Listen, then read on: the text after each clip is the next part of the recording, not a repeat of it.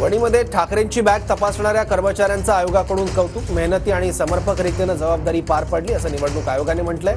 निष्पक्षता आणि पारदर्शक तत्वांना बळकटी मिळेल असं आयोगाने म्हटलं. यापुढे आपल्या कर्तव्याचा स्तर कायम राहील असंही निवडणूक आयोगाने म्हटलंय.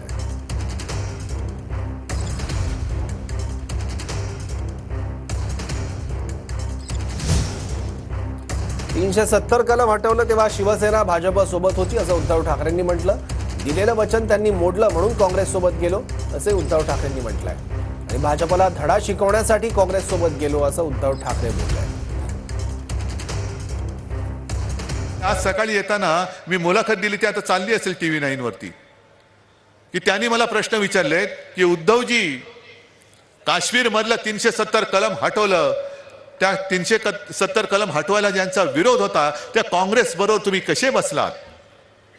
आणि मी त्यांना उत्तर दिले की अमितजी, 370 कलम हटवताना शिवसेना तुमच्या सोबत होती, हे का विसरलात? हे का विसरलात? पण आम्ही आता काँग्रेसमध्ये तुमच्यामुळे बसायला लागलो. आम्हाला तुम्ही दिलेलं वचन मोडलं, खोटं मला पाडायला निघालात, म्हणून मी तिकडे गेलो. तुम्हाला धडा शिकवण्यासाठी गेलेलो आहे.